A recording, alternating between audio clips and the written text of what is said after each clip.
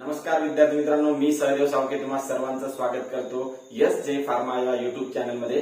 तसंच आपलं जे ऍप्लिकेशन आहे एस जे फार्मा या ऍप्लिकेशन मध्ये. विद्यार्थी मित्रांनो, जिल्हा परिषद आणि जे आरोग्य भरती आहे त्याच्यामधलं फार्मसी ऑफिसर जे पद आहे त्या पदासाठी उपयुक्त असलेलं जे महत्वाचं चॅप्टर आहे कोणतं, drug acting on autonomic nervous system, तर हे आपण चालू केलेलं आहे. त्यामधलं विद्यार्थी मित्रांनो जी कोलिनर्जिक सिस्टीम आहे म्हणजेच पॅरासिम्पॅथेटिक सिस्टीम आहे ती पूर्णपणे आपण संपवलेली आहे. ओके, तर त्याचे 5 व्हिडिओज आपले जे टेस्ट सिरीज आहे फार्मसिस्ट नावाची ऍज वेल एज झेडपी फार्मसिस्ट नावाची त्याच्यामध्ये अवेलेबल आहे, तुम्ही बघू शकता. आता विद्यार्थी मित्रांनो, या चॅप्टर मधला दुसरा चॅप्टर किंवा दुसरा पॉइंट आपण चालू करणार आहे, ड्रग ऍक्टिंग ऑन ऍड्रेनर्जिक सिस्टीम किंवा सिम्पॅथेटिक सिस्टीम. ओके विद्यार्थी मित्रांनो, तुम्हाला माहित असेल की सिम्पॅथेटिक सिस्टीमवर ऍक्ट होणारे ड्रग हे 2 प्रकारचे आहेत. एक म्हणजे ऍड्रेनर्जिक ड्रग, त्यांनाच आपण सिम्पॅथेटिक ड्रग म्हणतो किंवा सिम्पॅथोमायमेटिक ड्रग म्हणतो. ओके, आणि दुसरे म्हणजे विद्यार्थी मित्रांनो सिम्पॅथोलायटिक म्हणजेच काय तर अँटी ऍड्रेनर्जिक ड्रग. ओके, तर ते आपण काय करणार आहोत, बघणार आहोत. पण विद्यार्थी मित्रांनो, हे बघत असताना हे ऍड्रेनर्जिक सिम्पॅथेटिक हे नेमकं आहे तरी काय. विद्यार्थी मित्रांनो, तुम्हाला माहित असेल आपल्या शरीरामध्ये एक सिम्पॅथेटिक सिस्टीम आहे, त्याच्यामध्ये सर्वात महत्वाचं जे न्यूरो ट्रान्समीटर आहे जे की काम करतं सिम्पॅथेटिक सिस्टीम मध्ये, तर ते कोणतं आहे विद्यार्थी मित्रांनो, ऍड्रेनालिन. कोणतं, ऍड्रेनालिन. तुम्ही नाव ऐकलेलंच असेल. मग हे ऍड्रेनालिन काय आहे, न्यूरो ट्रान्समीटर आहे. मग या सिम्पॅथेटिक सिस्टीम मध्ये जर ऍड्रेनालिन न्यूरो ट्रान्समीटर काम करत असेल तर मग हे ऍड्रेनालिन न्यूरो ट्रान्समीटर कसं काय तयार होतं, कोणत्या केमिकल सबस्टन्स पासून ते तयार होतं किंवा कशापासून ते तयार होतं, कोणत्या अमायनो ऍसिड पासून ते तयार होतं. ओके, मग त्याच्या प्रोसेस कोणत्या आहे विद्यार्थी मित्रांनो, या तयार होण्याच्या प्रोसेसवर म्हणजे सिंथेसिसवर, त्याच्या स्टोरेजवर, रिलीजवर, मेटाबॉलिझमवर पेपरमध्ये प्रश्न विचारतात का, हे सगळं आपल्याला बघायचं आहे, बेसिक गोष्टी. मग फॉर एक्झाम्पल हे ऍड्रेनालिन जे आहे तर हे सिम्पॅथेटिक सिस्टीम मध्ये काम करते. मग ऍड्रेनर्जिक रिसेप्टर असतात की हे ऍड्रेनालिन जेव्हा रिलीज होतं ते या रिसेप्टरवर काय होतं, ऍक्ट होतं, त्या रिसेप्टरला स्टिम्युलेट करतं आणि वेगवेगळे जे इफेक्टर ऑर्गन्स आहेत आपल्या शरीरामध्ये जसं की हार्ट झालं, त्यानंतर ब्लड वेसल झालं, ब्रोंकाय झाले, यांच्यावर जे रिसेप्टर आहेत ऍड्रेनर्जिक, तर त्यांच्यावर ऍक्ट होऊन आपल्याला शरीरामध्ये कोणकोणत्या ऍक्टिव्हिटी भेटतात, कोणकोणत्या ऍक्शन्स भेटतात, तर ते सुद्धा आपल्याला बघायचं आहे. आणि या सगळ्यांवर पेपरमध्ये कशा प्रकारचा प्रश्न विचारला जातो ते सुद्धा आपल्याला बघायचंय. तर विद्यार्थी मित्रांनो बघा, सिम्पॅथेटिक सिस्टीम आपल्या शरीरामध्ये सगळ्यात महत्वाचं काम म्हणजे काय, सिंपती देणं. काय, सिंपती. फॉर एक्झाम्पल विद्यार्थी मित्रांनो, जर काही इमर्जन्सी असेल तर त्या इमर्जन्सीमध्ये आपल्याला काही ना काही काय करावं लागतं, ऍक्टिव्हिटी वाढवावं लागतात, तर ते कोणामुळे असतात, या सिम्पॅथेटिक सिस्टीममुळे. ओके विद्यार्थी मित्रांनो बघा, drug acting on sympathetic system किंवा ऍड्रेनर्जिक जे सिस्टीम आहे त्याच्यामध्ये 2 प्रकारचे ड्रग आहेत. एक म्हणजे ऍड्रेनर्जिक अॅगोनिस्ट, म्हणजे हे जे ऍड्रेनालिन आहे याच्या जशा ऍक्टिव्हिटी आहेत तशाच ऍक्टिव्हिटी दाखवणारे जे ड्रग आहेत त्यांना आपण ऍड्रेनर्जिक अॅगोनिस्ट म्हणतो. दुसरी म्हणजे विद्यार्थी ऍड्रेनर्जिक अँटागोनिस्ट, म्हणजे जे ऍड्रेनालिन आहे या ऍड्रेनालिनच्या अपोजिट ऍक्शन दाखवणारे जे ड्रग आहेत तर त्यांना आपण ऍड्रेनर्जिक अँटागोनिस्ट असं म्हणतो. विद्यार्थी मित्रांनो, मग आता आपल्याला ऍड्रेनालिनचा अगोदर काय माहित पाहिजे, ऍक्शन्स माहित पाहिजे, त्याचे रिसेप्टर माहित पाहिजे, तेव्हाच आपण हे ड्रग काय करू शकेल, शिकू शकेल किंवा याच्यावरचे प्रश्न आपल्याला येऊ शकतील. ओके, मग विद्यार्थी मित्रांनो हे बघा, synthesis, storage, release, metabolism of adrenaline. Okay, तर ऍड्रेनालिन सिंथेसाइज कसं होतं, स्टोअर कुठे होतं, त्यानंतर विद्यार्थी मित्रांनो रिलीज कसं होतं, त्यानंतर विद्यार्थी मित्रांनो याचं मेटाबॉलिझम म्हणजे याचे ऍक्शन टर्मिनेट कसे होते, म्हणजे ऍड्रेनालिन टर्मिनेशन ऑफ ऍक्शन कसे होते, तर हे सगळं आपल्याला बघायचं आहे. तर याच्या काही स्टेप्स आहेत विद्यार्थी मित्रांनो, याद्वारे हे सिंथेसाइज होतं, रिलीज होतं, त्यानंतर ऍक्शन दाखवतं आणि मेटाबॉलाइज होतं, तर ते आपल्याला बघायचंय. त्या अगोदर विद्यार्थी मित्रांनो तुम्हाला समजून घ्यायचंय, हे जे ऍड्रेनालिन आहे याला दुसरं नाव आहे विद्यार्थी मित्रांनो इपिनेफ्रिन. काय, इपिनेफ्रिन. ओके, ऍज वेल एज विद्यार्थी मित्रांनो नॉर ऍड्रेनालिन सुद्धा ऍड्रेनालिनचाच प्रकार आहे. मिथायलेशन म्हणजे मिथायलेशन नॉर ऍड्रेनालिनचं जेव्हा होतं तेव्हाच ऍड्रेनालिन तयार होतं, हे तुम्हाला माहित असायला पाहिजे. ओके, त्याला आपण नॉर ऍड्रेनालिनला नॉर इपिनेफ्रिन म्हणतो, हे एकच आहे. आणि या सगळ्यांना काय म्हणायचं विद्यार्थी मित्रांनो, कॅटाकोल अमाइन्स. काय म्हणायचं, कॅटाकोल अमाइन्स म्हणायचं, हे तुम्हाला ध्यानात ठेवायचं. मग हे आपण काय म्हणू शकतो, हे जे सिंथेसिस मी तुम्हाला सांगणार आहे हे एका प्रकारचं कशाचा सिंथेसिस आहे, कॅटाकोल अमाइन्सचं. आणि कॅटाकोल अमाइन्स म्हणजे कोणकोणते, तर हेच ऍड्रेनालिन झालं, नॉर ऍड्रेनालिन झालं, डोपामाइन झालं, हे सगळे काय 5-हायड्रॉक्सीट्रिप्टामाइन झालं, हे सगळे काय आहेत, कॅटाकोल अमाइन्स आहेत. हे एकमेकांपासूनच तयार होतात. तर हे सगळं सिंथेसिस आपल्याला बघायचंय. विद्यार्थी मित्रांनो बघा, याच्यामध्ये 6 प्रकारचे स्टेप आहेत. इथं मी तुम्हाला फक्त स्टेप सांगतो, नंतर या डायग्राम वरून तुम्हाला समजून सांगतो आणि याच्यावर कशा प्रकारचा प्रश्न पेपरमध्ये येतो ते सुद्धा आपण इथं बघूया. बघा, पहिली जी स्टेप आहे सिंथेसिस ऑफ नॉर एपिनेफ्रिन, म्हणजेच काय तर नॉर ऍड्रेनालिन, म्हणजे नॉर ऍड्रेनालिन तयार कसं होतं ते याच्यामध्ये सांगितलेलं आहे. त्यानंतर विद्यार्थ्यांनो storage of norepinephrine in the vesicle, storage कशा प्रकारे होतं हे सुद्धा आपण सांगणार आहोत. याच्यावर कशा प्रकारचे प्रश्न विचारू शकतात ते सुद्धा सांगणार आहे. रिलीज ऑफ नॉर इपिनेफ्रिन, हे रिलीज कसं होतं. त्यानंतर बाइंडिंग टू ऍड्रेनर्जिक रिसेप्टर, जे वेगवेगळे ऍड्रेनर्जिक रिसेप्टर आहेत तुम्हाला माहित असायला पाहिजे शॉर्टमध्ये. अल्फा रिसेप्टर असतात आणि बीटा रिसेप्टर असतात, त्यांचे सुद्धा टाईप येतात alpha 1, alpha 2, beta 1, beta 2, beta 3. तर ते आपण नंतर बघणार. तर याला बाइंड झाल्यावर ते काय दाखवते, ऍक्शन दाखवते. ओके, मग रिमूव्हल ऑफ नॉर इपिनेफ्रिन, जे सिनॅप्स मध्ये रिलीज झालेलं जे नॉर इपिनेफ्रिन आहे त्याला आपण नॉर ऍड्रेनलिन म्हणतो. तर हे रिमूव्ह कसं होतं, म्हणजे याची ऍक्शन टर्मिनेट कशी होते. ओके, बाय रिमूव्हिंग, तिथून सिनॅप्स मधून रिमूव्ह करून त्याची ऍक्शन टर्मिनेट कशी होते.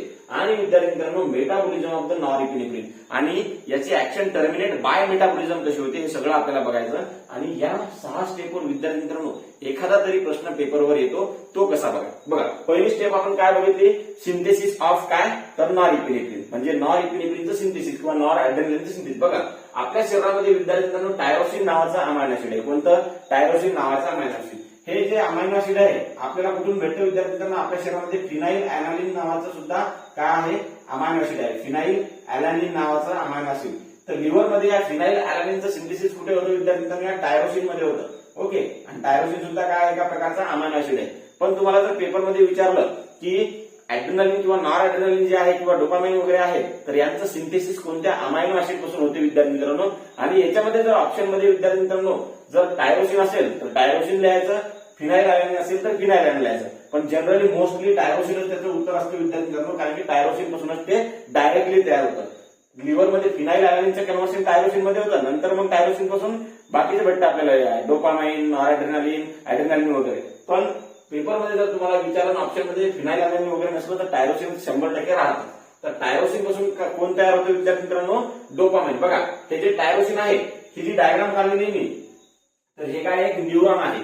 ओके, हा दुसरा न्यूरॉन आहे, म्हणजे सिनॅप्सच्या अगोदरचा प्री सिनॅप्टिक न्यूरॉन आणि सिनॅप्सच्या नंतरचा म्हणजे पोस्ट सिनॅप्टिक न्यूरॉन किंवा इफेक्टर ऑर्गन सुद्धा असू शकतं हे. ओके, विद्यार्थ्यांनो टायरोसिन जे आपल्या शरीरामधलं ते काय होतं, या न्यूरॉन, ऍड्रेनर्जिक न्यूरॉन, स्पेशली कोणता न्यूरॉन, ऍड्रेनर्जिक न्यूरॉन मध्ये काय केलं जातं, घेतलं जातं. ओके, अपटेक केलं जातं. या टायरोसिनचं कन्व्हर्शन विद्यार्थ्यांनो आपल्या शरीरामध्ये डोपामध्ये होतं. कशामध्ये, डोपा.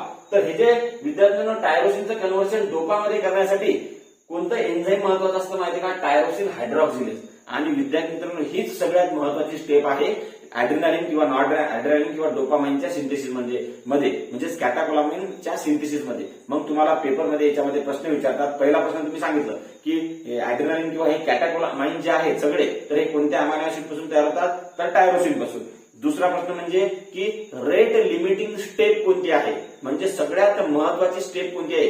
ही जर इनिबिट केली तर पूर्ण सिंथेसिसच इनिबिट होऊ शकतो. ओके, तर रेट लिमिटिंग स्टेप जे आहे कॅटाकोल अमाइनच्या सिंथेसिस मध्ये किंवा ऍड्रेनालिन, नॉन ऍड्रेनालिन, डोपामाइन यांच्या सिंथेसिस मध्ये, तर ती आहे conversion of tyrosine to the dopa. आणि कोणता एन्झाईम आहे हा रेट लिमिटिंग एन्झाईम कोणता आहे, तर टायरोसिन हायड्रॉक्सिलेज.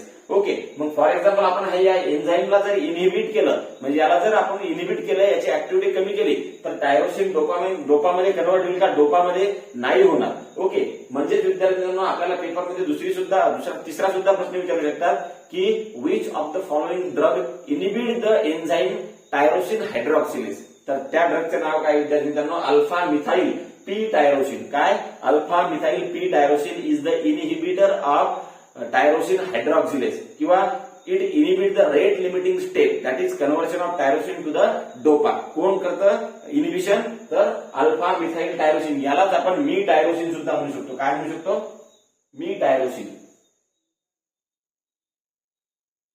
मी टायरोसिन सुद्धा म्हणू शकतो. म्हणजे हे काय करतं, हे म्हणतं मी टायरोसिन आहे, या टायरोसिनला तुम्ही काय करू नका, कन्वर्ट करू नका, मिस टायरोसिन आहे आणि फॉल्स कन्व्हर्शन होईल. ओके, तर अशा प्रकारे तुम्हाला पेपरमध्ये प्रश्न येऊ शकतो. त्यानंतर विद्यार्थ्यांना हे जे डोपा आहे, तर या डोपाचं कन्व्हर्शन डोपामाइन मध्ये होतं. बघा डीए म्हणजेच काय, तर डोपामाइन.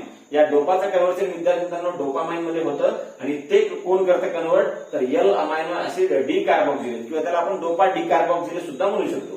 काय, L amino acid D carboxylase नावाचं जे एन्झाईम आहे, या डोपाचं कन्व्हर्शन डोपामाइन मध्ये करतं. मग आता विद्यार्थी हे जे डोपामाइन आहे हे एका प्रकारचं कॅटाकोलामाइनच आहे. ओके, हे एका प्रकारचं काय आहे, कॅटाकोलामाइनच आहे. याचं कन्व्हर्शन विद्यार्थी मित्रांनो व्हेसिकल मध्ये होतं. म्हणजे फॉर एक्झाम्पल व्हेसिकल मध्ये नाही. हे जे डोपामाइन आहे विद्यार्थ्यांनो, हे डोपामाइन या कशामध्ये जातं, व्हेसिकल मध्ये जातं. ओके. आणि व्हेसिकल मध्ये मग नंतर या डोपामाइनचं कन्व्हर्शन नॉर ऍड्रेनालिन मध्ये होतं. इथं बघा, हे जे डोपामाइन या व्हेसिकल मध्ये काय केलं झालं, ट्रान्सपोर्ट केलं गेलं कुणाद्वारे, तर हे व्हीमॅट नावाच्या ट्रान्सपोर्टरद्वारे. म्हणजे व्हीमॅट म्हणजे काय आहे, तर vesicular mono amino transporter. Vesicular mono amino transporter हे जे आहे, तर हे जे एक्झॉन मध्ये तयार झालेलं डोपामाइन आहे याचं काय करतात, ट्रान्सपोर्ट करतात कशामध्ये, व्हेसिकल मध्ये. आणि नंतर मग व्हेसिकल मध्ये जे डोपामाइन आलेलं आहे याचं कन्व्हर्शन विद्यार्थी मित्रांनो कशामध्ये होते, तर नॉर ऍड्रेनालिन म्हणजे नॉर ऍड्रेनालिन डायरेक्टली व्हेसिकल मध्येच काय होते, तयार होते. ओके विद्यार्थी मित्रांनो, इथं आता आपलं नॉर ऍड्रेनालिन तयार झालं. आता नॉर ऍड्रेनालिनचं कन्व्हर्शन ऍड्रेनालिन मध्ये सुद्धा होऊ शकतं. ओके, हे तुम्हाला ध्यानात ठेवायचंय. बघा विद्यार्थी मित्रांनो, या सिंथेसिसवर पेपरमध्ये कशा प्रकारचा प्रश्न विचारतात. पहिलाच म्हणजे टायरोसिनचं कन्व्हर्शन डोपामध्ये होतं, तर ते कोणत्या एन्झाईममुळे होतं, तर टायरोसिन हायड्रॉक्सिलेज. आणि हा एन्झाईम कोणता आहे किंवा रेट लिमिटिंग स्टेप कोणती आहे, conversion of tyrosine to the dopa. आणि त्याचा रेट लिमिटिंग एन्झाईम कोणता आहे, तर टायरोसिन हायड्रॉक्सिलेज. हे पेपरमध्ये 100% प्रश्न येणारे आहेत की रेट लिमिटिंग एन्झाईम कोणता आहे किंवा रेट लिमिटिंग स्टेप कोणती आहे, तर तुम्हाला माहित असायला पाहिजे. मग विद्यार्थ्यांनी ही जी रेट लिमिटिंग स्टेप आहे ही कोणत्या ड्रगद्वारे किंवा कोणत्या केमिकलद्वारे काय केल्या जाते, इनिबिट केल्या जाते. त्या ड्रगचं नाव काय, अल्फा मिथाइल पी टायरोसिन. त्याला आपण मिटायरोसिन सुद्धा म्हणू शकतो. त्यानंतर मग डोपाचं कन्व्हर्शन डोपामाइन मध्ये कोणाद्वारे केलं जातं, L amino acid decarboxylation reaction आहे. ओके. मग विद्यार्थ्यांना हे जे डोपामाइन आहे ना, हे डोपामाइन तयार झाल्यानंतर ते व्हेसिकल मध्ये ट्रान्सपोर्ट केलं जातं. कोणत्या ट्रान्सपोर्टरद्वारे, तर त्याला काय म्हणायचं, व्हेसिकुलार मोनो अमायनो ट्रान्समिटर्स किंवा मोनोअमाइन ट्रान्सपोर्टर्स यांच्याद्वारे डोपामाइन या व्हेसिकल मध्ये ट्रान्सपोर्ट केलं जातं. मग या व्हेसिकल मध्ये जेव्हा डोपामाइन येतं विद्यार्थ्यांनो, तेव्हा या डोपामाइनचं कन्व्हर्शन कशामध्ये होतं, नॉर ऍड्रेनालिन मध्ये. ओके. आता नॉर ऍड्रेनालिन तयार झालं, याच्यापासूनच मग ऍड्रेनालिन नंतर तयार होऊ शकतं. विद्यार्थी मित्रांनो, हे जे व्हेसिकल आहे या व्हेसिकल मध्ये जे डोपामाइन असतं, तर हे डोपामाइनचं कन्व्हर्शन नॉर ऍड्रेनालिन मध्ये करण्यासाठी पण एक एन्झाईम लागतं आणि त्या एन्झाईमचं नाव आहे डोपामाइन बीटा हायड्रॉक्सिलेज. मग तुम्हाला विचारतात पेपरमध्ये, which of the following enzyme is responsible for conversion of dopamine to the काय into the काय नॉरएड्रेनालिन. तर ते कोणतं एन्झाईम आहे, डोपामाइन बीटा हायड्रॉक्सिलेज. आता विद्यार्थ्यांनो बघा, डोपामाइन या एक्झॉन टर्मिनल मध्ये तयार झालेलं आहे, पण या डोपामाइनचं ट्रान्सपोर्ट कशामध्ये करावं लागतं, व्हेसिकल मध्ये. ओके. या व्हेसिकल मध्ये ट्रान्सपोर्ट करण्यासाठी कोणते ट्रान्सपोर्टर लागतात, तर व्हीमॅट नावाचे. कोणते, व्हीमॅट म्हणजे व्हेसिकुलार मोनो अमाइन ट्रान्सपोर्टर. तर हे ट्रान्सपोर्ट सुद्धा इनिबिट होऊ शकतात काही ड्रगनं. त्याच्यामुळे डोपामाइनचं कन्व्हर्शन म्हणजे या डोपामाइन या व्हेसिकल मध्ये ट्रान्सपोर्टच होणार नाही. आणि व्हेसिकल मध्ये जर डोपामाइन नसलं तर हे डोपामाइन बीटा हायड्रॉक्सिलेज नावाचं एन्झाईम डोपामाइनचं कन्व्हर्शन नॉर ऍड्रेनालिन मध्ये करू शकणार नाही. म्हणजे इन द सेन्स काय होईल, नॉर ऍड्रेनालिन तयारच होणार नाही. म्हणजेच विद्यार्थ्यांना हे जे रिझर्पिन आहे, इट इनिबिट द ट्रान्सपोर्टर कोणतं, व्हीमॅट म्हणजे व्हेसिकुलार मोनो अमाइन ट्रान्सपोर्टर. मग तुम्हाला पेपरमध्ये विचारतात की डोपामाइनचं ट्रान्सपोर्ट जे आहे, तर ते व्हेसिकल मध्ये न होऊ देणारा ड्रग कोणता आहे किंवा डोपामाइन डिप्लेटर कोणता ड्रग आहे, तर तो कोणता आहे, reserpine inhibit the transport of dopamine into the vesicle. Okay. आणि नंतर व्हेसिकल मध्ये जर आलं नाही तर नॉर ऍड्रेनालिन मध्ये कन्व्हर्शन होणारच नाही. ओके. त्यानंतर विद्यार्थी मित्रांनो बघा, हे नॉर ऍड्रेनालिन जे आहे हे व्हेसिकल मध्ये काय आहे, साठवलेलं आहे. पण याचं रिलीज होण्यासाठी या ऍड्रेनर्जिक न्यूरॉनला ऍक्शन पोटेन्शियल किंवा स्टिम्युलस येणं गरजेचं असतं. जेव्हा इथं स्टिम्युलाय पोहोचतो तेव्हा हे नॉर ऍड्रेनालिनचे व्हेसिकल काय रप्चर होतात आणि नॉर ऍड्रेनालिनचे सिनॅप्स आहे, दोन्ही न्यूरॉनच्या मधामधली ही जी जागा आहे याच्यामध्ये काय होतो, रिलीज होतो.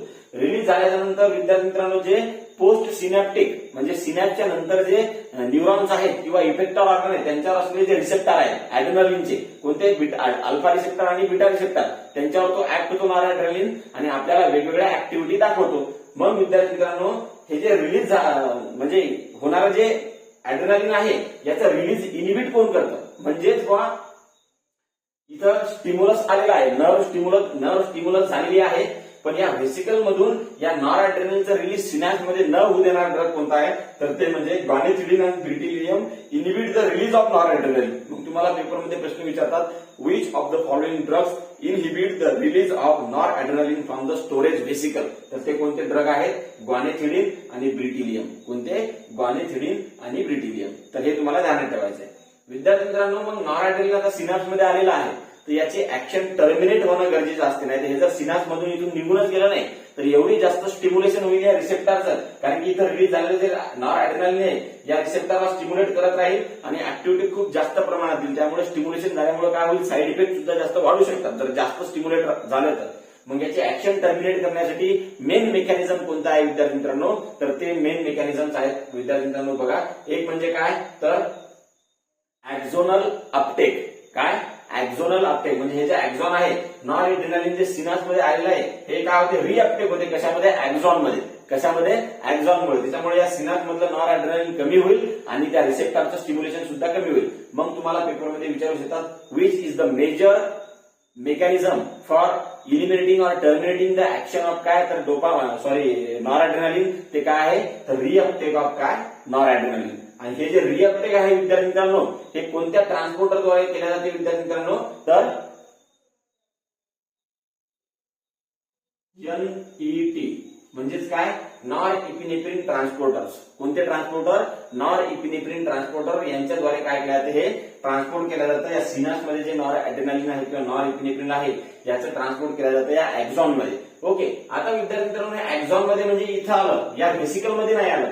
ओके, ऍक्झॉन मध्ये काय आलं, नॉर इपिनेफ्रिन किंवा नॉरएड्रेनालिन आलं. मग हे नॉरएड्रेनालिन याच्यामध्ये सुद्धा जसं डोपामाइनचं याच्यामध्ये ट्रान्सपोर्ट केलं जाते या व्हेसिकल मध्ये कोणाद्वारे, व्हीमॅटद्वारे, तसंच नॉरएड्रेनालिन सुद्धा या व्हीमॅटद्वारे काय केलं जातं याच्यामध्ये ट्रान्सपोर्ट केलं जातं. कशामध्ये, व्हेसिकल्स मध्ये. एवढं तुम्हाला ध्यानात ठेवायचं आहे. म्हणजेच विद्यार्थी मित्रांनो जी मेन ऍक्शन टर्मिनेशनची मेकॅनिझम आहे ती कोणती आहे तर ऍक्झोनल अपटेक बाय काय नॉर इपिनेफ्रिन ट्रान्सपोर्टर. म्हणजे हे काय करतात, या नॉरएड्रेनालिनला पकडतात आणि कुठे नेऊन ठेवतात या ऍक्झोनल टर्मिनल्स मध्ये. मग ऍक्झोनल टर्मिनल जे आहे तर हे नॉरएड्रेनालिनचं ट्रान्सपोर्ट या व्हेसिकल मध्ये स्टोअर करण्यासाठी करतात कोण, व्हीमॅट म्हणजे व्हेसिक्युलर मोनोअमाइन ट्रान्सपोर्टर.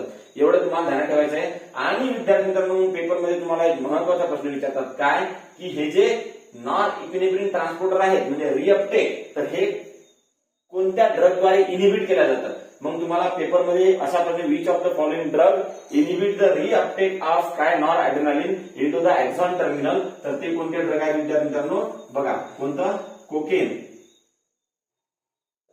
त्यानंतर इमिप्रामाइन. हे सगळे ट्रायसायक्लिक अँटी डिप्रेसेंट जे आहेत. कोकेन तर समजा ऍडिक्टिव्ह ड्रग आहे, पण इमिप्रामाइन, डेसिप्रामाइन वगैरे जे इमिप्रामाइन वाले ड्रग आहे ट्रायसायक्लिक अँटी डिप्रेशन, तर हे काय करतात या ट्रान्सपोर्टरला करतात इनिबिट. याला इनिबिट केल्यानंतर हे नॉर इपिनेफ्रिन इकडे ट्रान्सपोर्ट होणार नाही.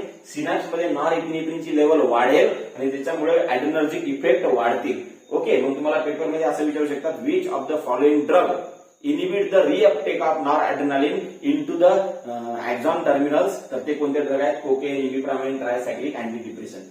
एवढे प्रश्न विद्यार्थी मित्रांनो याच्यावर विचारू शकतात. आपण पुन्हा एकदा रिव्हिजन घेऊ. शॉर्ट विद्यार्थी मित्रांनो आपल्या शरीरामध्ये कोणतं अमायनो ऍसिड प्रेझेंट आहे, टायरोसिन. हे काय केलं जातं, ऍड्रेनर्जिक न्यूरॉन मध्ये घेतलं जातं म्हणजे अपटेक केल्या जातं. मग टायरोसिनचं कन्व्हर्शन कशामध्ये होतं, डोपामध्ये होतं. हे जे डोपा आहे विद्यार्थी मित्रांनो याचं कन्व्हर्शन होतं डोपामाइन मध्ये आणि डोपामाइन नंतर काय व्हेसिकल मध्ये काय केलं जातं, स्टोअर केलं जातं. ओके, आता विद्यार्थी मित्रांनो टायरोसिनचं कन्व्हर्शन डोपामध्ये करण्यासाठी एक एन्झाईम लागतं टायरोसिन हायड्रॉक्सिलेज आणि हे रेट लिमिटिंग एन्झाईम आहे. याचे इनिबिशन कोणता ड्रग करू शकतो असं जर विचारलं तर अल्फा मिथाइल पी टायरोसिन किंवा त्याला अल्फा मिथाइल पी टायरोसिन किंवा मेटायरोसिन सुद्धा म्हणू शकतो. मग डोपाचं कन्व्हर्शन डोपामाइन मध्ये कोण करतं, एल अमायनो ऍसिड डिकार्बॉक्सिलेज. त्यानंतर डोपामाइनचं ट्रान्सपोर्ट व्हेसिकल मध्ये कोण स्टोरेज करते किंवा ट्रान्सपोर्ट करतं तर व्हीमॅट नावाचं काय ट्रान्सपोर्टर म्हणजे व्हेसिक्युलर मोनोअमाइन ट्रान्सपोर्टर.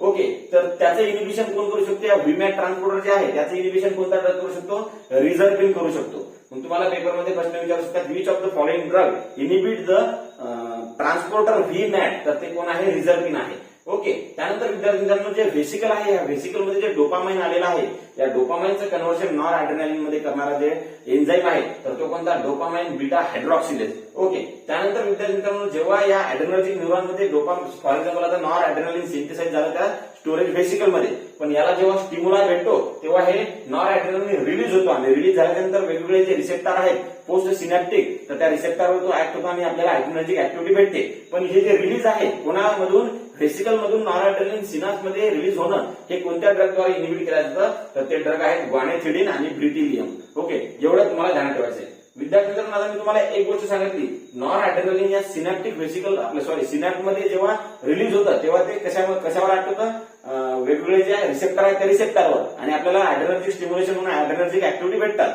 पण याची ऍक्शन टर्मिनेट करण्यासाठी मेन मेकॅनिझम कोणता आहे तर एक्झॉनल रिअपटेक मेन मेकॅनिझम.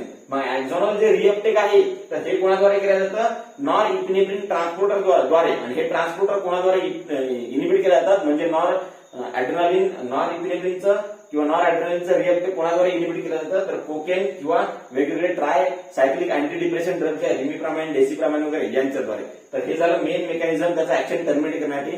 पण अजून विद्यार्थी मित्रांनो जे या सिनॅप्स मध्ये प्रेझेंट असलेलं कोण आहे नॉर इपिनेफ्रिन किंवा नॉर ऍड्रेनलिन जे आहे याचं मेटाबॉलिझम म्हणजे ऍक्शन टर्मिनेट करण्यासाठी त्याचं मेटाबॉलिझम होणं पण गरजेचं असतं. आणि हे मेटाबॉलिझम कोणाद्वारे केलं जातं विद्यार्थी मित्रांनो तर COMT नावाच्या एन्झाईमद्वारे. म्हणजेच काय COMT बघा हे जे नॉर ऍड्रेनलिन आहे ना तर हे नॉर ऍड्रेनलिन याचं मेटाबॉलिझम कोणत्या रिसेप्टर आपल्या कोणत्या एन्झाईमद्वारे केलं जातं कॅटाकॉल ऑर्थोमिथाइल ट्रान्सफरेज म्हणजेच काय COMT.